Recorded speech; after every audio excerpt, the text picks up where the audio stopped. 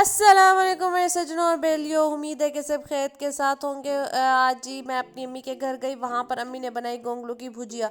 ये बुज़ुर्गों की रेसिपी है, बुज़ुर्गों के हाथ की बनी, इतनी लाजवाब, इतनी मज़ेदार, सादे तरीके से बनाई जाती है।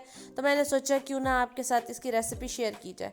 ठीक है, इसके लिए मैंने लिया जी गोंगलू ले लिए, यानी कि शलजम ले लिए, और टमाटर, हरी मिर्चें और हरा लहसुन और हरा धनिया। ठीक है ना, ये सब्ज़ी डलेगी इसके अंदर। टमाटर ऑप्शनल है, अगर आपका दिल करे तो आप डाल दें इसको ग्राइंड करके, अगर आपका दिल ना करे तो आप ना डालें, क्योंकि हम लोगों ने इसके अंदर टमाटर नहीं डाला। सिर्फ मैंने आप लोगों को दिखाया है कि अगर किसी का दिल करे टमाटर डालने का तो वो डाल दे। सादे तरीके से बनेगी। कुछ हरी मिर्चों को मैंने काट लिया, कुछ हरी मिर्चें लंबी छोड़ दी हैं। अच्छा, यहाँ पे हमने ना एक पतीली में पानी ठहरा दिया था उबलने के लिए। जब वो पानी उबल गया तो उसके अंदर हम लोगों ने गोंगलू डाल दिए। ठीक है, गोंगलू डालने के बाद यानी कि शलजम डाल दिए। अच्छा, शलजम डालने के बाद इसके अंदर हम लोगों ने हरा लहसुन भी डाल देना है, और हरी मिर्ची जो बारीक काट के रखी थी वो भी डाल देनी है। उसके बाद हल्दी डाल देनी है और खुश्क धनिया डाल देनी है। ठीक है ना, बस यही मसाले डलेंगे। और इसके अंदर हमारे पास मलाई पड़ी थी, वो जमी हुई थी, ठीक है ना, फ्रीज़र वाली थी, वो भी अम्मी ने डाल दी इसके अंदर। ठीक है, इसके अंदर एक्स्ट्रा तेल नहीं डाला। एक्स्ट्रा तेल जब डलेगा वो बाद में डलेगा। अगर आप देसी घी में बनाएं तो देसी घी में और भी ज़्यादा लाजवाब और मज़ेदार बनेगी। सादा तरीके से बनती है, झटपट तैयार हो जाती है, टेंशन वाली बात नहीं है।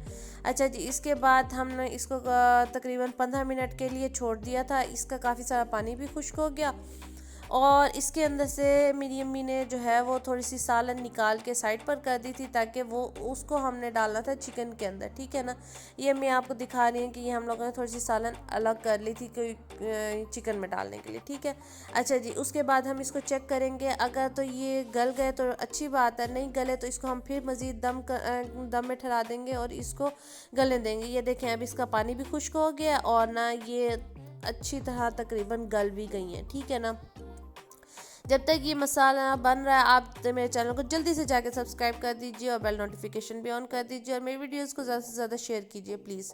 ठीक है, अच्छा जी, अच्छा, अब यहाँ पर ये तकरीबन गल गई। अभी हमने आग इसकी बंद कर दिया, और अब हम लोग इसको कर लेंगे ब्लेंड।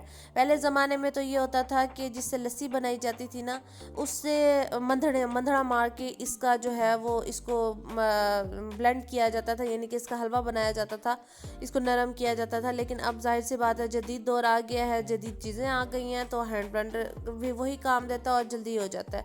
पहले ज़माने में लोग जितनी मेहनत किया करते थे, आजकल के ज़माने में लोग उस तरह से मेहनत नहीं करते। तो फिर हैंड ब्लेंडर से जो है हम लोगों ने इसको ब्लेंड कर लिया। उसके बाद हमने इसको फिर से थोड़ी सी देर यानी कि चूल्हे पर ठहराना है, और इसको इसके अंदर चम्मच हिलाते रहना थोड़ा सा, ऐसे 5-1 मिनट के लिए हमने इसको भूनना है दोबारा से।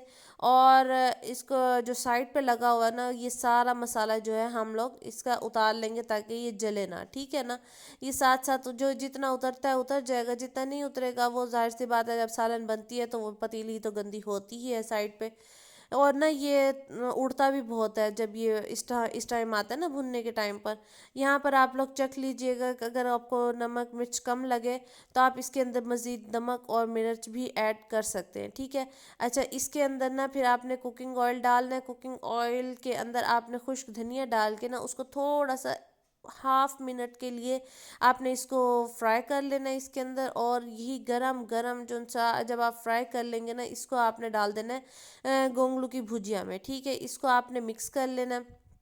हरी मिर्चें हमने लाल हरी मिर्चें नहीं डाली, हमने सिर्फ सब्ज़ हरी मिर्चें डालनी है। ठीक है ना, और इसको नमक भी आप चख लीजिएगा, नमक अगर कम हो तो आप इसके अंदर ज़्यादा भी डाल सकते हैं। ठीक है, अच्छा, फिर इसको जब ये अच्छी तरह भून जाए, अब ये अच्छी तरह भुन गया है, तो अब इसके अंदर हम लोग थोड़ा सा हरा धनिया डाल देंगे। हरा धनिया डाल के इसको हम लोग 1 मिनट के लिए दोबारा से भूनेंगे। भूनने के बाद हम लोग इसको जो है वो सर्व करेंगे। ठीक है, इसको गरम गरम ताज़ी घी में घी लगी हुई रोटियों में के साथ आप खाएं, इतना मज़ा आता है अल्हम्दुलिल्लाह, इतना जायकेदार बनता है। वैसे भी जो लोग पहले ज़माने में सादा तरीके से जो भी चीज़ बनाते थे ना, वो ज़्यादा मज़े की बनती थी। हालांकि अब हम लोगों के पास मसाले बहुत ज़्यादा होते हैं, लेकिन वो जायका नहीं आता जो पुराने ज़माने के लोग सादे तरीके से बनाते थे। सादा रेसिपी होती थी, उसका जायका अलग होता है, क्योंकि इसके अंदर आप इसके ऊपर हरी चटनी डाल के हरी मिर्चों की गार्निश।